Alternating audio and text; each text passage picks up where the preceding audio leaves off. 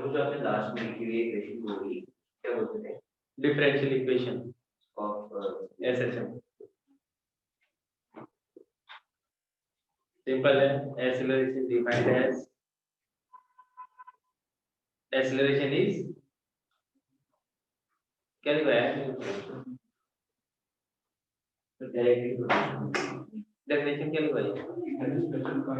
हाँ, SHM is a special kind of oscillatory motion in which always directed towards mean position and magnitude of acceleration proportional to displacement from the mean position। बिल्कुल सही। अब थोड़ा इस पे सोचते हैं क्या चीज है।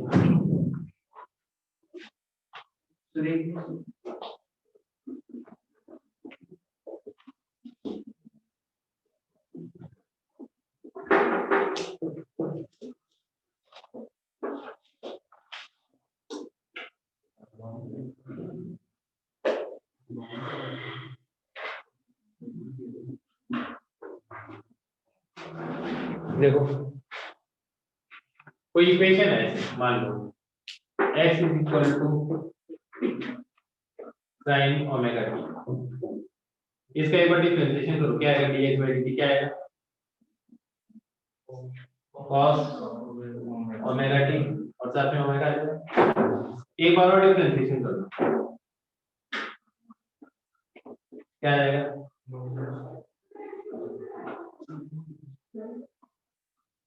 ये आ जाएगा। अब एक काम करो, ध्यान से देखो, ये क्या चीज है?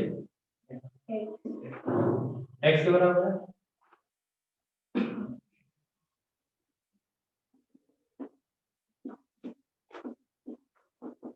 है ना? इसका मतलब ये इक्वेशन यहाँ पुट कर देते तो भी ये सेटिस्फाई हो जाती। इट मींस ये जो इक्वेशन यहाँ पे x टाइम के साथ कैसे वेरी कर रहा है? Simple harmonic. इसका लॉजिक सिर्फ इतना है ना? एक दो बार और बताओ। जैसे मैं लिखता हूँ x is equal to log t t, तो x t पे कैसे डिपेंड कर रहा है? लॉगरिथमिक फंक्शन से। किस पे डिपेंड कर रहा है? जैसे जैसे आप t चेंज करोगे तो x चेंज होगा, है ना? इसको आप कैसा चेंज बोलोगे? कैसा चेंज आ रहा है?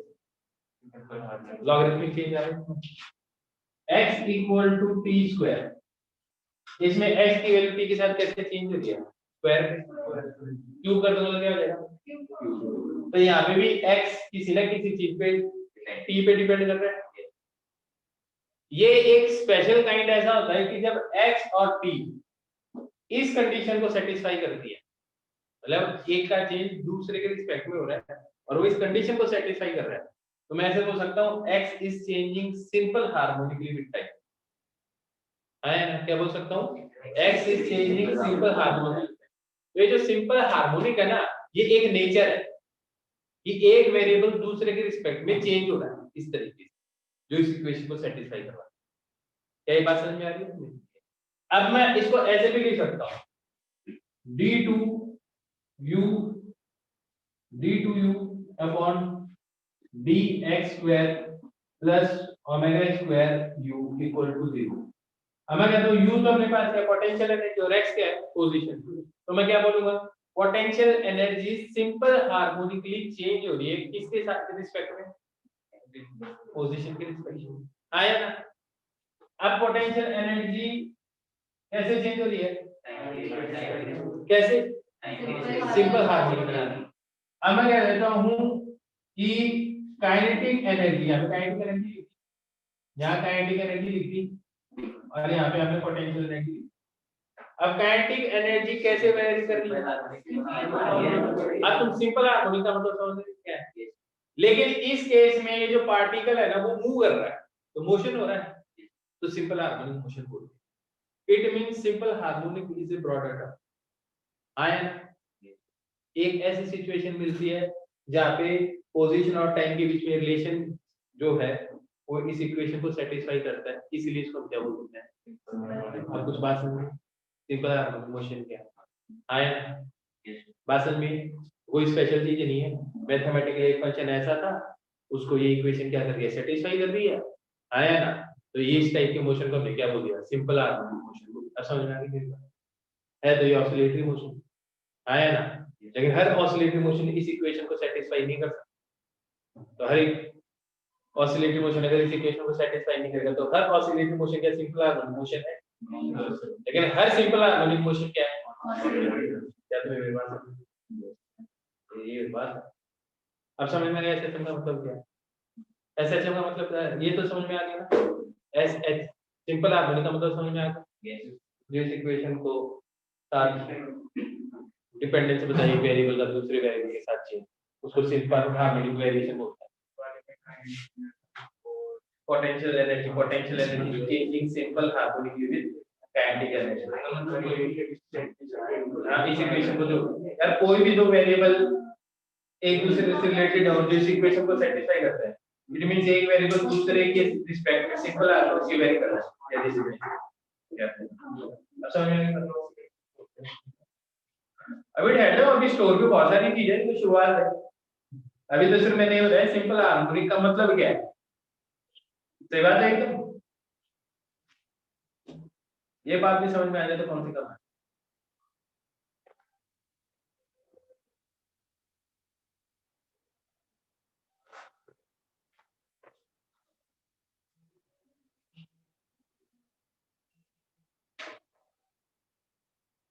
सिंपल हार्मोनिक में ये हो गया कि मतलब एक चीज किसी और चीज पे डिपेंड है, और किसी बात है एक वेरिएबल दूसरे के ऊपर डिपेंड करता है फंक्शन और इस तरह से वेरी करता है, उसको सिंपल हार्मोनिक वेरिएशन बोलते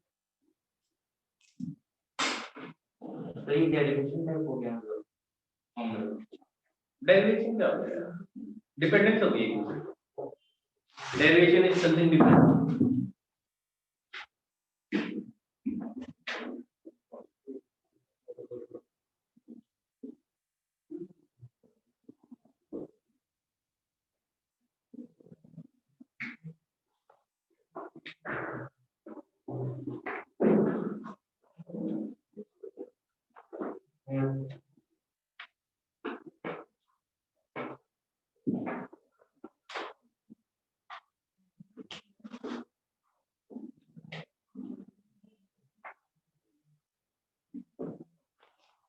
हाँ सुनो, बताओ तो सुन रहा हूँ। तुमने इक्वेशन तो देख ली, a equal to minus omega square x. एक चीज सोचो, ये एक स्प्रिंग है, यह मास है, ठीक है, स्प्रिंग कांस्टेंट क्या है, यह मास यहाँ आ गया, ये स्प्रिंग एक्सिस्टेंस लग गया आदमी को, इसके कितना फोर्स लगेगा, इस डायरेक्शन में लगेगा, आया तो फोर्स आ गया आपके पास इसमें किसके बराबर, मास से डिवाइड करते हैं इसको भाई, इस मास से डिवाइड करते हैं फोर्स को क्या लेगा, तो एक्सेलरेशन किसके बराबर आ गया, जरा स्टैंडर्ड इक्वेशन को देखो, क्या ये दोनों इक्वेशन एक जैसी लग रही है, सिर्फ एक चीज का चेंज है, किसका, इस केस में ओमेगा किसके बराबर होगा,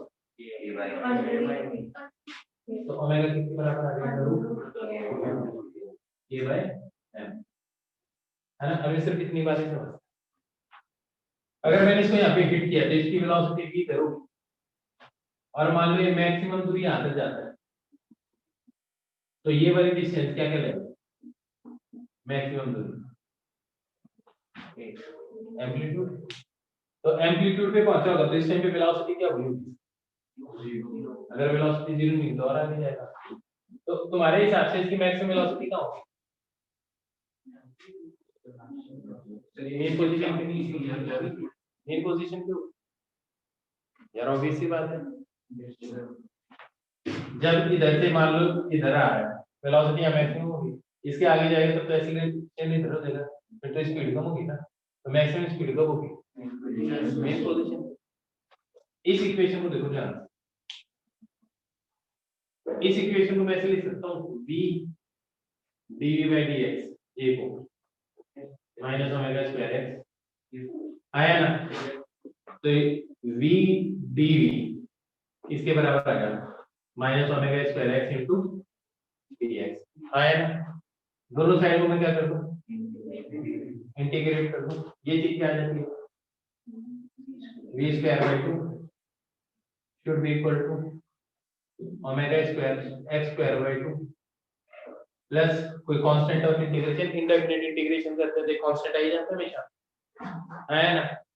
मेरे को ये बात बताओ, जब x की वैल्यू हो जाए a के बराबर, उस टाइम पे v की वैल्यू क्या हो जाएगी, 0 क्यों बताइए। तो अगर तुम यहाँ पे x की वैल्यू a पुट कर दो तो ये वैल्यू क्या आ जाएगी, तो c की वैल्यू किसके बराबर आ जाएगी, minus omega square a square divided by, तो हमें इसी की वैल्यू, अब मेरे को इस कांस्टेंट की वैल्यू पता चली गई है ऊपर वाले लॉजिक से, पता चल गई है ना, तो पता चल गई, तो पता चल गई है, ये क्या बन जाएगा v square omega square a square minus omega square x square. देख लो 2 2 2 गायब हो जाएगा, इसको याद रख लो, ये पॉजिटिव इधर आ जाएगा, नेगेटिव थोड़ा उधर ही चल जाएगा, ऐसे लिख सकते हैं। इसमें से क्या चीज कॉमन है जो बाहर आ जाएगी,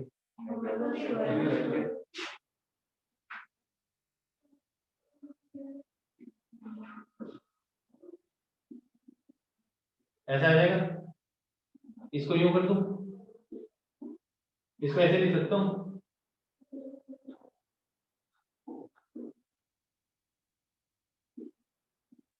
ऐसे लिख सकता हूं। तो यहाँ से आपको क्या मिल गया, वेलोसिटी किसका फंक्शन मिल गया, पोजीशन का। अगर आपको ये बोला जाए मैक्सिमम वेलोसिटी क्या होगी, कब होगी, चलिए बताओ, तो x की वैल्यू क्या पुट कर दोगे, तो मैक्सिमम वेलोसिटी किसके बराबर आएगी, तो इसका मतलब इस पॉइंट पे जो v मैक्सिमम होता है वो किसके बराबर आता है, मतलब आपको ओमेगा पता हो, ये पता हो तो पता चल जाएगा। अभी ये नहीं पता ओमेगा क्या चीज है, पर है कुछ, है ना, टाइम आएगा तो पता चलेगा ओमेगा क्या है। ये समझ में आ गई बात। तो v equal to plus minus omega under root a square minus x square.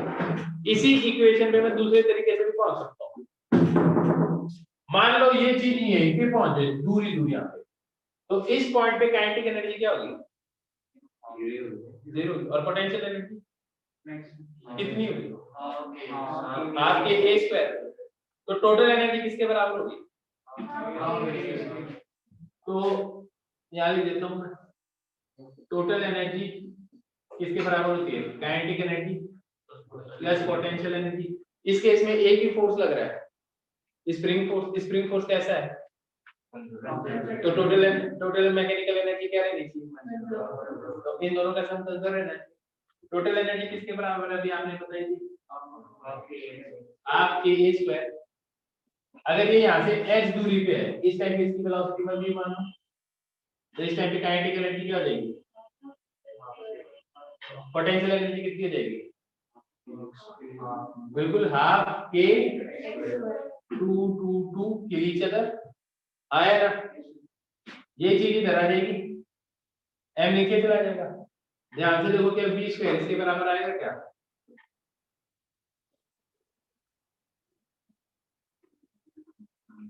ये चीज आएगी, जरा तो k बाय m किसके बराबर है, omega square,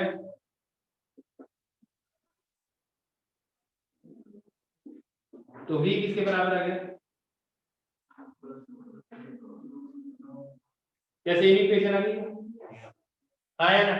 it means SHM में एक चीज और कांस्टेंट है, वो क्या चीज है, टोटल मैकेनिकल एनर्जी क्या रहती है, उससे भी सेम इक्वेशन आती है। इस इक्वेशन से हम एक चीज से बच गए, किस चीज से, ये इंटीग्रेशन से, आया ना। तो हम डायरेक्ट ऐसे भी आ सकते हैं इसके ऊपर, क्या लॉजिक समझ में आ गया, ये वो है ऐसे स्कूल में आती है, कौन सी, बिल्कुल आएगी,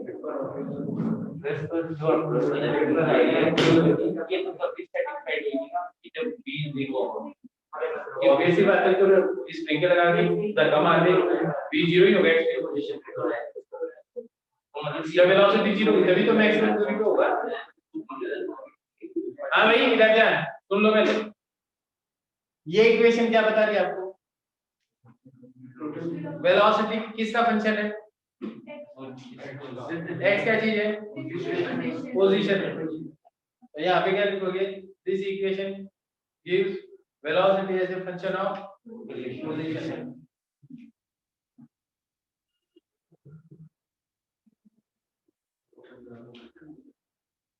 और एक बात और भी क्लियर है ना, total mechanical energy in SHM remains.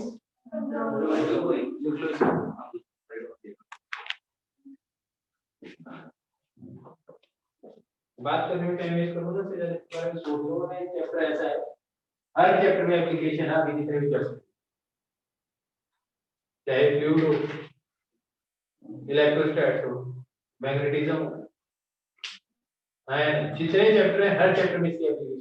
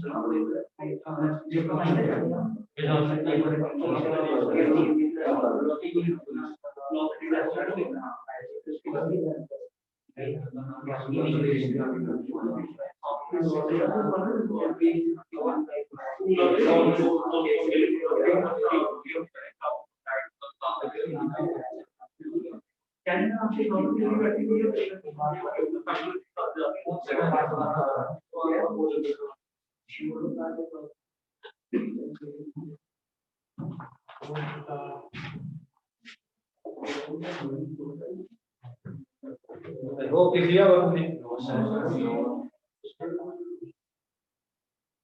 तो फिर गूगल से पहले को वी वी वी किसी एक्स डिस्टेंस पे भी वेलोसिटी वो हो गया ना, ऐसे ऐसे क्या करते हो? सब्स्टिट्यूट पे क्या लिखा? मैक्सिमम।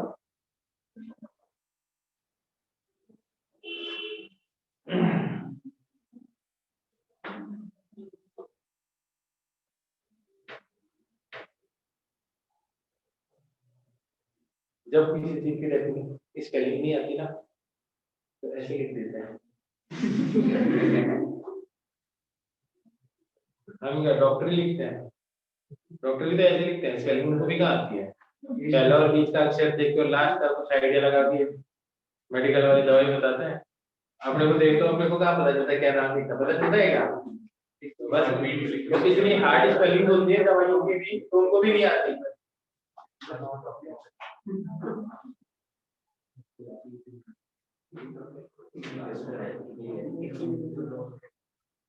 चार की जगह तो चूर्ण देते अगर दूसरे के पास तुम चले जाओ तो ठीक है, डॉक्टर के दे चार लिख देंगे, उसकी भी फिक्स दुकान है, उस दुकान वाले को समझ आती है, दूसरे पे चले जाओ तो चूर्ण दे देगा तुम्हें, ठीक है? खतरनाक आदमी है।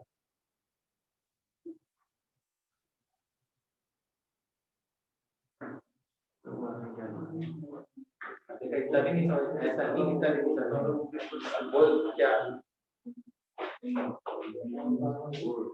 We max max maximum velocity omega ये होती है ना, मेन पोजीशन पे होती है। ये छोटी छोटी बात लिख लो, velocity at extreme position 0, velocity at mean position is maximum, maximum velocity किसके बराबर है? Omega A. अभी ये नहीं पता चला ओमेगा क्या चीज है, पर ये पता चल गया कि पहुंच रहे हैं उस पे भी। और ये इक्वेशन कैसे है? By conservation of energy.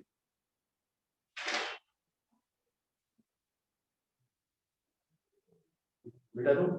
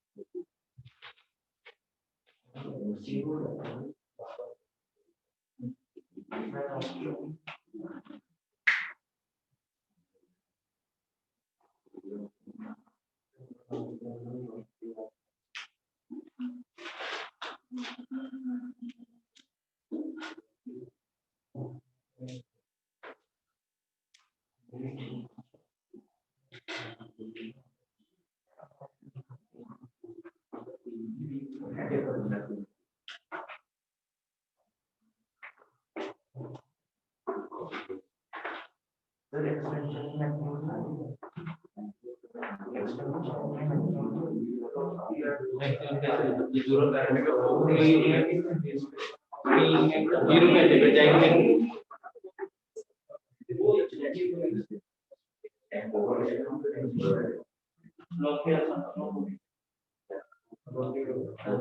मेरे को लगता है तुम लिख दिया है।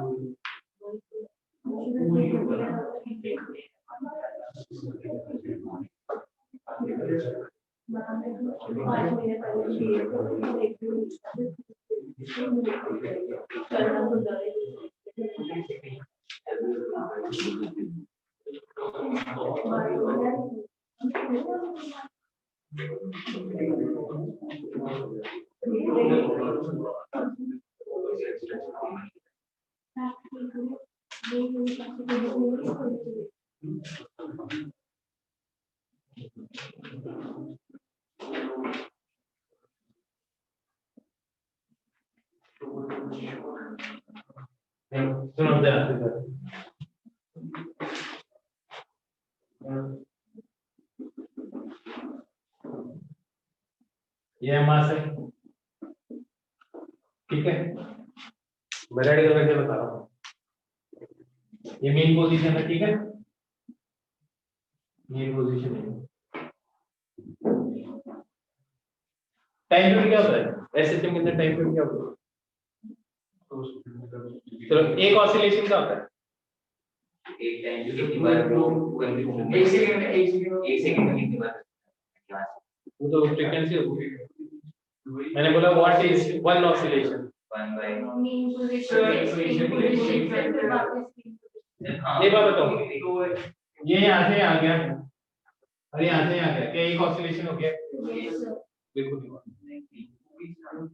ऑसिलेशन तब होता है कंप्लीट जब स्टेट सेम हो, और स्टेट सेम होने का लॉजिक क्या है? वेलोसिटी और पोजीशन दोनों सेम है ना। एक ऑसिलेशन का मतलब क्या है? पार्टिकल की स्टेट क्या हो जाए? सेम हो जाए जो प्रीवियस स्टेट। और स्टेट सेम होने का मतलब क्या है? कि वेलोसिटी और पोजीशन दोनों क्या हो जाए? सेम हो जाए, तो सेम स्टेट। जैसे अगर एक पॉइंट से जाओ तो आएगी सेम पॉइंट ना, पोजीशन सेम है, पोजीशन सेम है। इस केस में इसकी वेलोसिटी इधर है, इधर से आ रहा होता है, इसकी वेलोसिटी इधर है। ये दोनों सेम स्टेट में, क्यों? पोजीशन तो सेम है, वेलोसिटी अलग है ना यार, इसलिए ये डिफरेंट स्टेट है। अब ये वापस सेम स्टेट में कब आएगा? जब ये यहाँ से हो जाएगा और वापस जब यहाँ पे आएगा। इस पॉइंट पे इसकी पोजीशन भी सेम और वेलोसिटी भी सेम, तो this is one oscillation.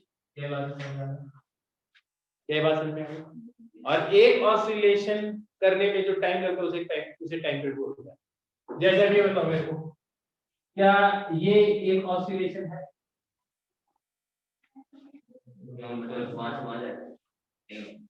Velocity तो जीरो ही है दोनों जगह, पर पोजीशन अलग अलग होगी। इस केस में वेलोसिटी से मिलेगी, पोजीशन क्या है? ये एक ऑसिलेशन होगा। अब क्यों नहीं हुआ भाई?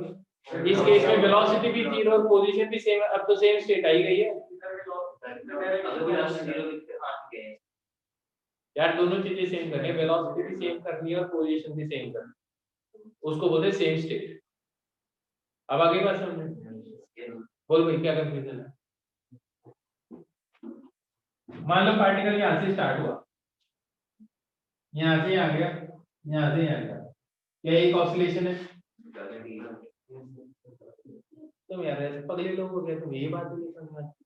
इस पॉइंट पे ये इधर जा रहा होगा तो इसकी वेलोसिटी इधर, इस पॉइंट पे इसकी वेलोसिटी सेम है, तो फिर बोल क्या रहे हो कि एक ऑसिलेशन हो गया।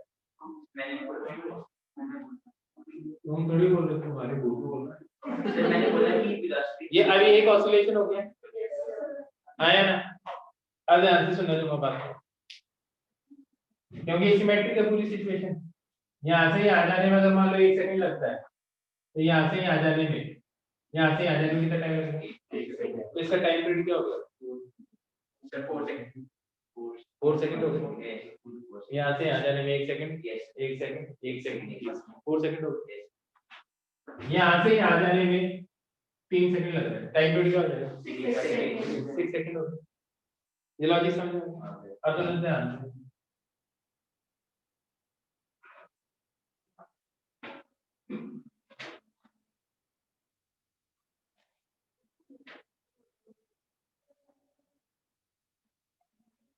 यहाँ से यहाँ, यहाँ से यहाँ जाने में लग गए 4 सेकंड। टाइम पीरियड बताओ यार, पूरा बना तो दिया, यहाँ से आ गए, यहाँ से गए, टोटल टाइम लगा 4 सेकंड। टाइम पीरियड बताओ। पॉइंट समथिंग क्या है ना, कितना है? 5.3 बिल्कुल सही। क्योंकि यहाँ से यहाँ, यहाँ से यहाँ और यहाँ से यहाँ, तो जितना यहाँ से आ जाएगा वो कितना आ जाएगा? 4 सेकंड को 3 टुकड़ों में तोड़ दो, तो यहाँ से यहाँ का टाइम, यहाँ से यहाँ का टाइम, यहाँ से टाइम आ जाएगा, तो कितना हो जाएगा? 4/3। इसको यहाँ से यहाँ जाने में कितना टाइम लगेगा? 4/3 सेकंड। तो यहाँ से यहाँ जाने में तो कितना टाइम लगेगा? 4 4 प्लस 4/3, 4/3 का मतलब क्या था? 1.3 आया ना, तो टाइम पीरियड क्या हो जाएगा? 5.3। नहीं बस है, देखो इसमें टाइम पीरियड क्या आ जाएगा? 5.33 सेकंड आ जाएगा। अब मेरे को बताओ, क्या ये एक ऑसिलेशन है?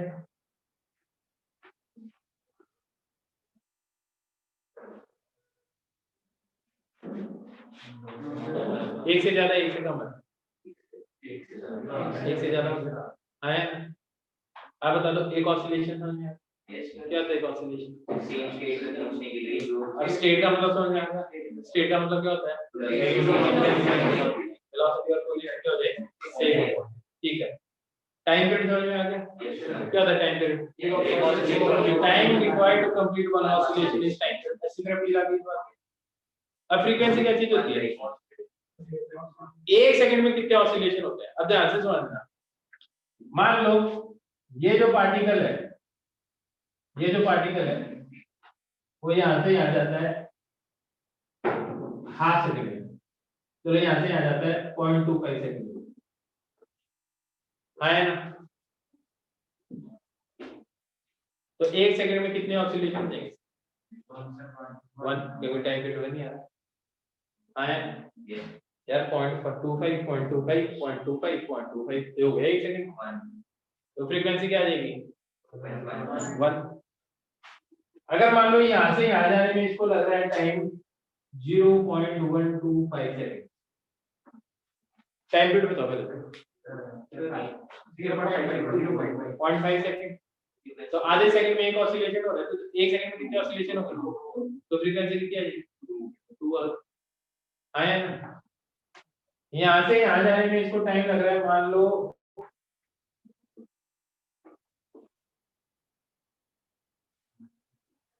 ये पूरा टाइम पीरियड, ये आ गया 0.25 सेकंड। तो 1 सेकंड में कितने ऑसिलेशन हो जाएंगे?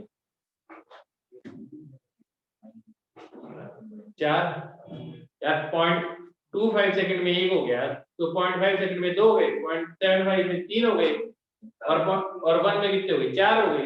तो 1 सेकंड में जितने ऑसिलेशन होते हैं उसे क्या बोलते हैं, फ्रीक्वेंसी।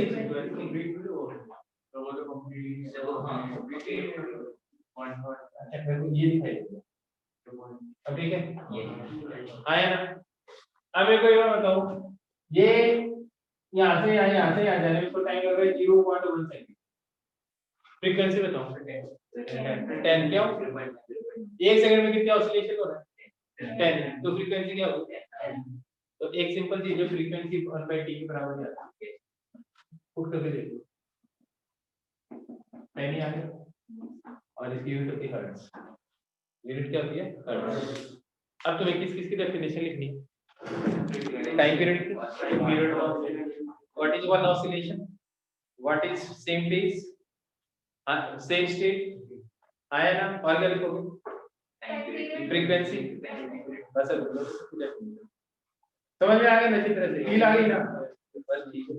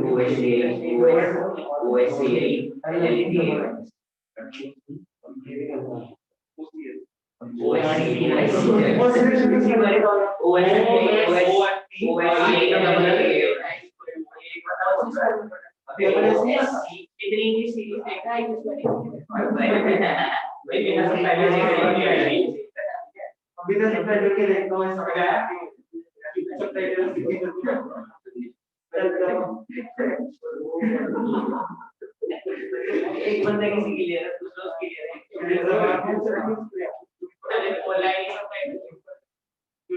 इसमें देखो आप यार बस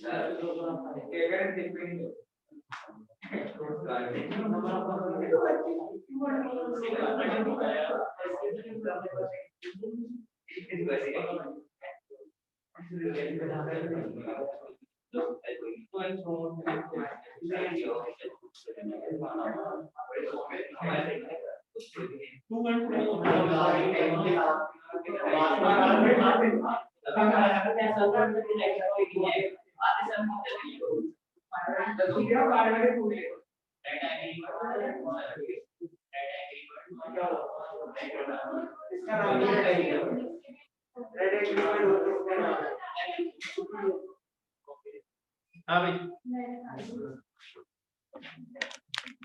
बेटा तो oscillation frequency time period same phase state सब समझ में आ गया तो अरे वेलोसिटी सेम स्टेट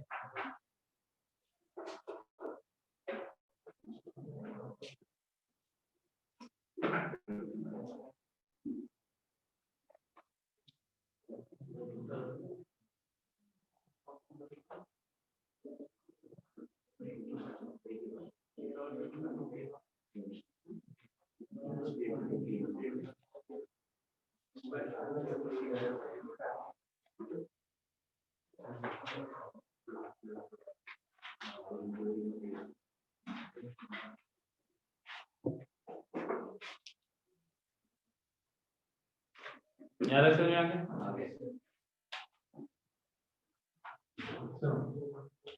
हम इस सिचुएशन तक पहुंच गए थे v equal to plus minus omega under root A square minus X square ज्यादा तो पहुंच गए यस v को मैं ऐसे लिख सकता हूँ dx by dt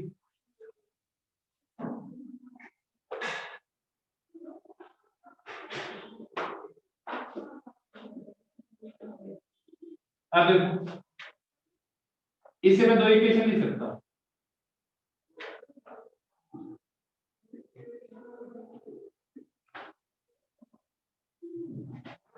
जब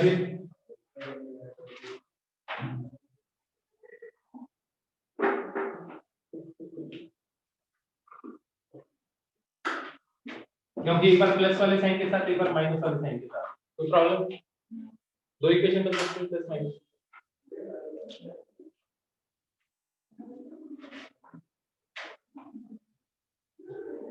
अब बिना ज्यादा दिमाग लगाए तो मैं एक बार बता देता हूँ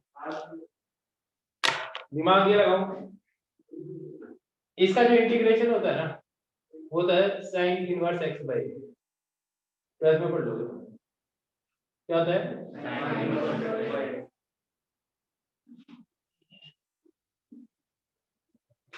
ओमेगा कांस्टेंट हो जाएगा t का इंटीग्रेशन हो जाएगा तो ये क्या बन जाएगा ओमेगा t प्लस कांस्टेंट कोई ना कुछ जोड़ दिया मैंने फाई जोड़ दिया ऐसे जोड़ दिया t का फाई जोड़ दिया c भी जोड़ सकता था b भी d भी कुछ इसका इंटीग्रेशन होता है cos inverse x by omega t plus phi ये इधर आएगा क्या बन जाएगा x बाई किसके बराबर आ जाएगा ओमेगा t प्लस फाई है ना तो x किसके बराबर आ जाएगा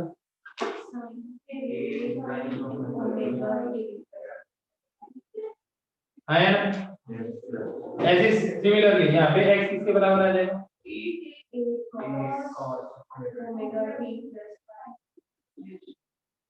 यहाँ तक बात समझ में आ गई अच्छी तरह से अभी लिखना कुछ नहीं अभी सुन लो तो यहाँ पे आपको x किसका फंक्शन मिल गया है टाइम का आपको टाइम बताओ आप पोजीशन बता दो आया ना एक बार इसका डिफरेंशिएशन कर दो क्या आ जाएगा dx by dt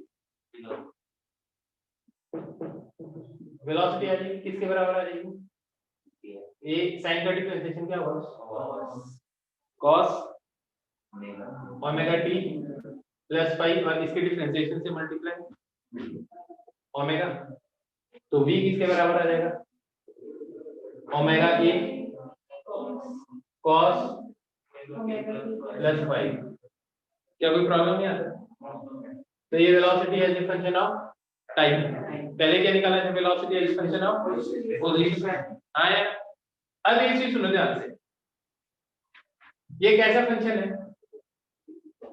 sine function है। क्या एक पीरियोडिक फंक्शन है? इसका पीरियड कितना होता है? अरे यार मैथ्स वालों को पता होना चाहिए। वो रेंज है उसकी, मैं पीरियड बोल रहा हूँ 2 पाई।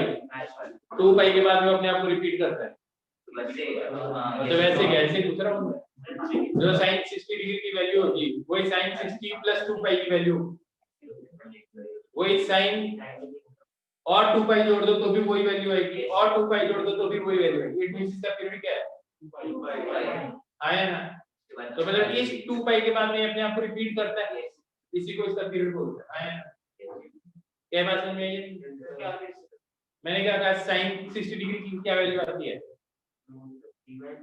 ठीक है, sin 60 plus 360 degree, that is sin 60 plus 2 पाई की वैल्यू क्या आएगी? सेम ही आएगी। और 2 4 पाई कर देगा तो भी क्या आएगी? 4 पाई प्लस 60 डिग्री। तो यार इस 2 पाई एंगल के बाद में अपने आप को रिपीट कर रहा है ना, तो इसको इसका पीरियड बोलते हैं, जिसके बाद में हम इसको रिपीट करते हैं। पीरियोडिक मोशन से नाम से आइडिया नहीं लग रहा कि कैसी चीजें होती है। तो अगर मैं एक चीज कहूं, ये पार्टिकल है, मान लो यहाँ पे है, और इसका मोशन कुछ ऐसा होता है, कुछ ऐसा होता है। तो अगर ये यहाँ पे आ रहा है तो वापिस ये यहाँ पे आएगा, आया ना? तो x सेम ही आएगा, और जब वापिस यहाँ पे आए तो वेलोसिटी भी सेम होगी, दोनों चीजें सेम होंगी। तो मैं एक चीज कहता हूं, इसको देखो, मैं अगर यूं लिख दूं x इक्वल टू a sin omega t plus एक टाइम पीरियड प्लस 5, तो एक टाइम पीरियड के बाद में पार्टिकल क्या करता है? वापस रिपीट करता है। आया ना? यहां तक समझ में आ गया? तो एक टाइम पीरियड के बाद में वापस x सेम ही आ जाएगा, वापस वेलोसिटी भी यहाँ पे भी t कर दो तो वापस भी वेलोसिटी भी सेम ही आ जाएगी एक टाइम पीरियड बाद में। यार ये कंप्लीट ऑसिलेशन तो यही होता है। तो इसको तुम ऐसे लिख सकते हो, x इक्वल टू a sin omega t plus omega t plus 5। आया ना? ये वैल्यू किसके बराबर होनी चाहिए भाई? ये एक एंगल ही तो है, इस एंगल में क्या चीज ऐड करोगे कि फिर से सेम ही चीज आ जाएगी? तो मैं बोल रहा हूँ ये क्या चीज है, तो ओमेगा t किसके बराबर है? 2 पाई। तो t किसके बराबर हुआ? आया ना? यही बात समझ में आई? तो t किसके बराबर हो गया? 2 पाई बाय ओमेगा हो गया। तो ओमेगा किसके बराबर हो गया? 1 बाई t क्या होता है? तो ये ऊपर एंगल आ गया, इसको बोलते हैं एंगुलर फ्रीक्वेंसी। ओमेगा को क्या बोलते हैं? एंगुलर फ्रीक्वेंसी बोलते हैं। Omega is known as angular frequency.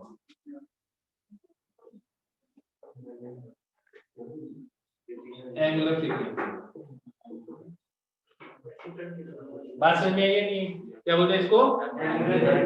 तो टाइम पीरियड निकालना आसान है।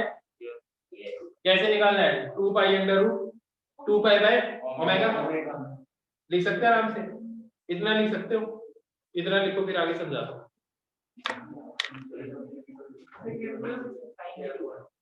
कॉस के लिए भी ऐसे ही लिखा, उसमें भी तो ये लिखेगा ओमेगा t प्लस t।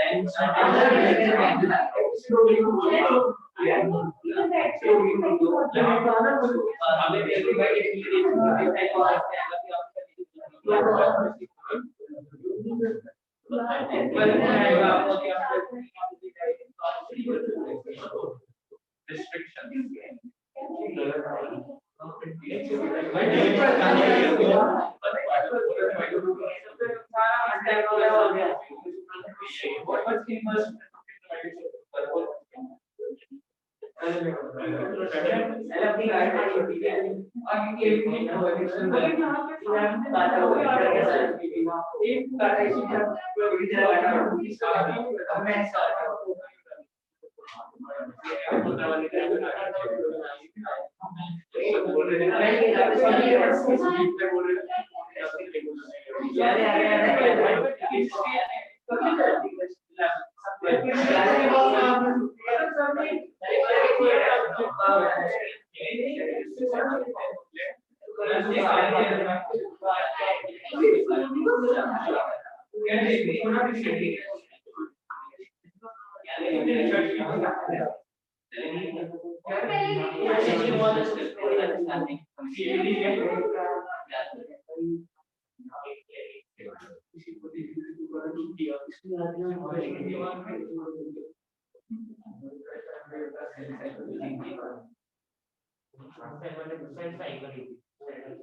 कोई बोलते मुझे कितना है मेरी लाइफ दूसरी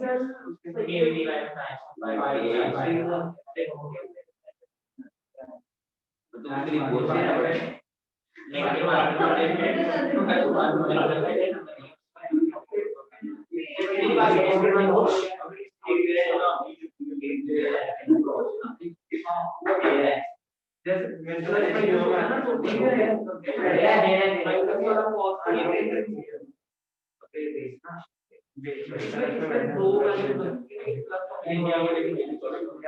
लेकिन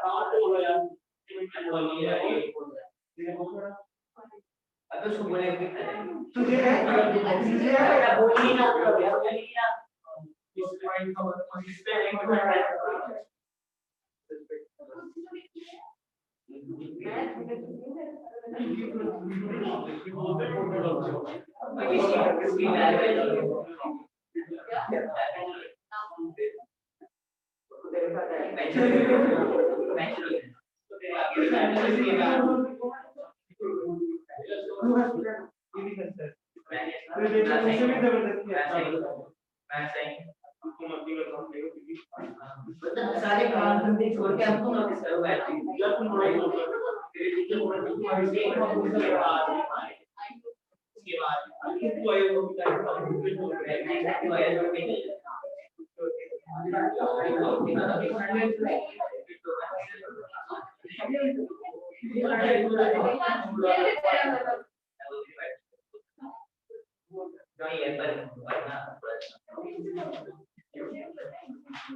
इसमें ठीक है बड़ा बड़ा कौन सा टाइम नाम क्या उसका 98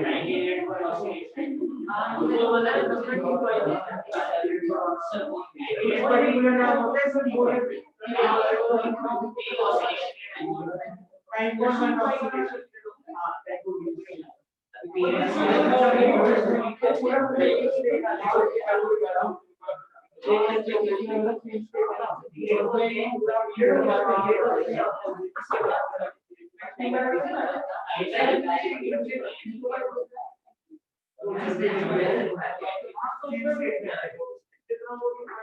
समझ में आ गया?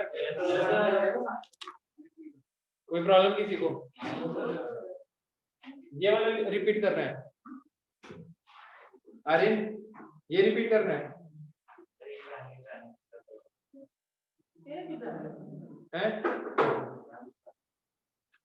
आर्य ने बताया तो भी पता चलेगा भाई।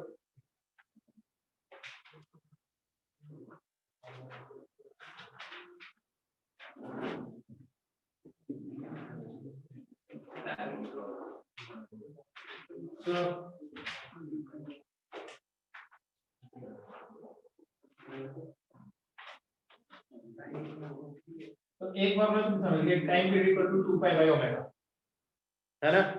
अब इस फॉर्मूले को हम खूब यूज करेंगे। ये एक स्प्रिंग है m मास है। अब तुम्हें एक चीज पता है टाइम पीरियड किसके बराबर है 2 pi by omega. Spring constant की मान लो रिमेनिंग पोजीशन है यहाँ पे एक्सिस्टेंस पे आप लेके गए इस पे फोर्स कितना लगेगा इधर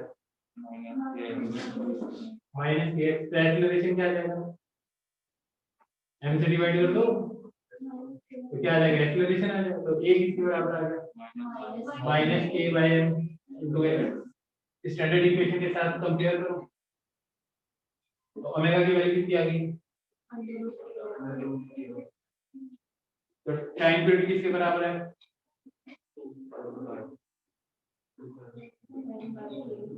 आया ना। अब एक बार कहता हूँ अगर ये मास भी 1 kg है चलो मास 10 kg है स्प्रिंग कांस्टेंट भी 10 है 10 और 10 है तो टाइम पीरियड किसके बराबर आएगा 2 पाई मतलब 6.28 सेकंड। तो यू विल बी अमेज्ड आप रियली में एक स्प्रिंग लो जितना इसका स्प्रिंग कांस्टेंट है उतना ये मास को फ्रिक्शनलेस सरफेस पे रखो स्लाइड करो एक ऑसिलेशन का आप घड़ी से टाइम मेजर करो it will be come out to be 6.28 second. आया रियली में क्या आएगा 6.28 सेकंड आएगा। अगर मान लो मास 4 kg है ये 1 है तो टाइम पीरियड कितना आ जाएगा 4 तो कितना हो गया 12.56 तो 12.56 टाइम पीरियड आ जाएगा। अगर मान लो मास 1 kg है k की वैल्यू 4 है पाई का मतलब अब आपको एक फॉर्मूला पता चल गया एक्चुअली में आप इस फॉर्मूले से आंसर बता रहे हो, आप इसको यहाँ पे लगाने के बाद मैं इसे घुमा नहीं रहे हो, कैलकुलेट नहीं कर रहे, तो ये आपकी वैल्यू होगी प्रिडिक्टेड वैल्यू, मास और स्प्रिंग कांस्टेंट पता हो, हाँ है ना, ये कौन सी वैल्यू आपकी प्रिडिक्टेड वैल्यू, और जो सॉल्व करोगे ऐसे देखोगे ये क्या होगी एक्सपेरिमेंटल वैल्यू, और आप देखोगे दोनों एक दूसरे के साथ कंसिस्टेंट, इसका मतलब फॉर्मूला बिल्कुल सही है, ये जो हमने अभी तक स्टडी की है एकदम परफेक्ट है ना, and now you become fortune teller. कैसे, तुम्हें किसी भी का मास दे रखा है, स्प्रिंग कांस्टेंट दे रखा है, आप बोलोगे यार कैलकुलेट करने की जरूरत नहीं है, इसका टाइम पीरियड दिया है, दूसरा बंदा बेचारे को जिसको फिजिक्स नहीं आती वो सोचेगा यार पता कैसे दिया इसमें बिना सॉल्व किए, आया ना, so actually you have become fortune teller, और देखो धीरे धीरे आप बन भी गए हो, आप नहीं लोग बन गए, आज देखो कल साइक्लोन आएगा, 3 दिन बाद में साइक्लोन आएगा, पहले ही बता दिया था, आया, आज से 40-50 साल पहले अगर कोई बता देता कि 3 से 4 दिन बाद में साइक्लोन आएगा, लोग उसको पूजते, बोलते यार तो भगवान है, भविष्य बताता है, आया ना, बात समझ में आएगी।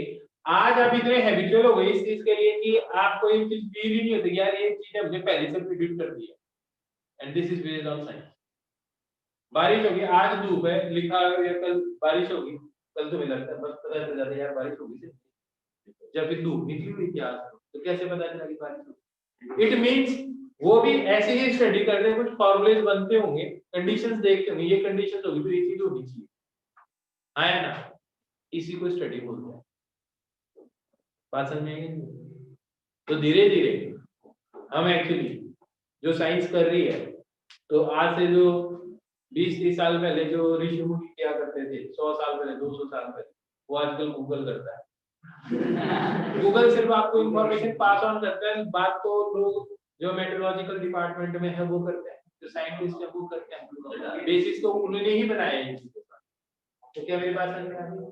तो अब है ना, आप देख लो आप ये स्टडी करके हो रहे हो, आप सोच रहे हो आप ये फॉर्मूला रट रहे हो ना, अभी फॉर्मूला रट नहीं रहे, बेसिक आप ये आइडिया लगा रहे हो, जिसको आप कभी रियलाइज नहीं करते 11th-12th में पढ़ते हुए, कि आप उस चीज की प्रिपरेशन कर रहे हो कि कंडीशंस देख के, सिचुएशंस देख के आप फ्यूचर को प्रेडिक्ट कर सको, ठीक है, बात समझ में आएगी अच्छी तरह से।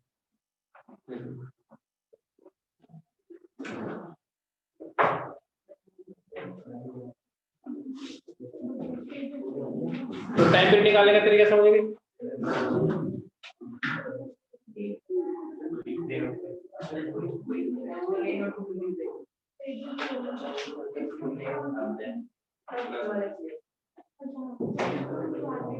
तो सुनो, जब तुमने लिख लिया time period equal to 2 pi under root m by k, तो अब देखो कई बार क्या होता है आप ये फॉर्मूला भूल जाते हो, आप गलती से लिख देते हो 2 pi under root k by m, याद नहीं रहता, यूज करना होता है यूज कर लेते हैं, अब याद कैसे रहे, पहला तरीका तो डायमेंशन चेक करो, लेकिन डायमेंशन चेक करने में भी टाइम वेस्ट करो क्योंकि अंडर रूट है, तो मैं बताता हूँ क्या है, अगर मान लो आप इसको x एक्सटेंशन देते हो और इसका मास m की जगह 2m कर देते हो, तो इस पे फोर्स कितना हो जाएगा, चेंज हो जाएगा, सेम ही रहेगा, सेम ही रहेगा, स्प्रिंग को क्या पता कि मास 2 टाइम्स होगा, स्प्रिंग तो जो फोर्स लगाती है उतना ही लगाती है जितना उसमें एक्सटेंशन है के, तो मास 2 टाइम्स हो गया, तो एक्सेलरेशन क्या होगा, हाफ हो गया, एक्सेलरेशन ज्यादा होता है तो जल्दी से चला जाता है, अब एक्सेलरेशन कम हो गया तो क्या धीरे धीरे जाएगा, धीरे धीरे हो जाएगा, कम है ना, तो धीरे धीरे जाके अगर तो टाइम पीरियड क्या हो जाएगा, इंक्रीज हो जाएगा, मास ज्यादा होगा, इसीलिए अब स्टेयर्स में मास ज्यादा होगा, टाइम पीरियड ज्यादा होगा, है इसमें देखो उल्टा हो जाएगा, मास ज्यादा होगा, टाइम पीरियड तो नहीं सकता है, ये तो गलत बात है, इट इज नॉट इंटुइटिव। दूसरी बात, आप यहां लेकर चले गए, मास आपने सेम ही रखा, स्प्रिंग कांस्टेंट 2k कर दिया, फोर्स क्या हो जाएगा, डबल हो जाएगा, एक्सेलरेशन डबल, क्योंकि मास तो सेम ही रहा है, तो एक्सेलरेशन अगर डबल हो गया तो जल्दी जल्दी आएगा, जल्दी जल्दी जाएगा, तो टाइम पीरियड क्या हो जाएगा कम, तो देखो k को तुम इंक्रीज करोगे तो टाइम पीरियड क्या हो जाएगा, तो बस ये बात। तो अब तो तुम्हें ये भी याद रखने की जरूरत नहीं है कि m by k या k by m ना डायमेंशन, फील करो पता चल जाएगा कि मास बढ़ाने से टाइम पीरियड क्या होता है, बढ़ता है, क्योंकि मोशन क्या हो जाएगा, स्लगिश हो जाएगा। ऐसे सोचो, मोशन क्या हो जाएगा, स्लगिश हो जाएगा। मोशन स्लगिश हो जाएगा तो धीरे धीरे जाएगा, धीरे धीरे तो टाइम पीरियड बढ़ता है। तो m अपस्टेयर्स में आ सकता है, नीचे आ नहीं सकता।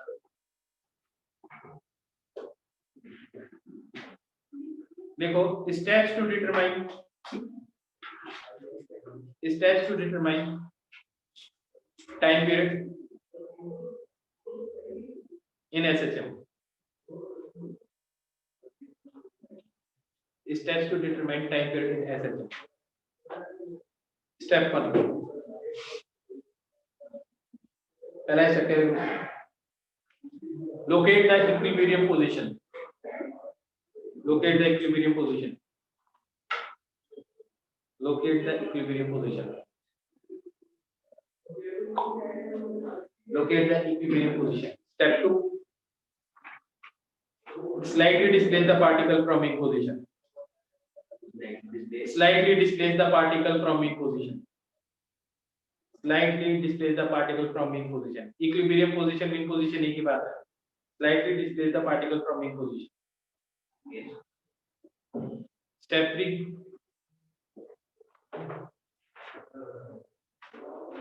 Find restoring force.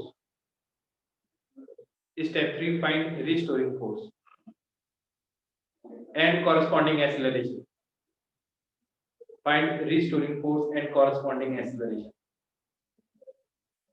Find restoring force and corresponding acceleration.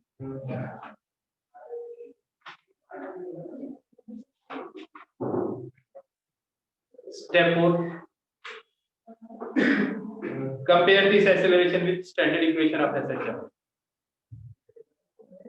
Compare this acceleration with standard equation of SHM. Standard equation कौन सी? A equal to minus omega square x. Compare this acceleration with standard equation of SHM.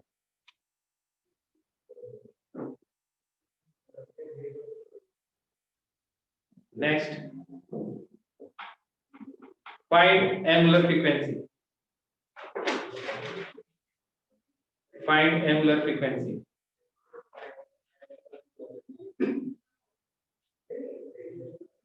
Find angular velocity, angular frequency, and corresponding time period. मेरे साथ समझ में आएगा तो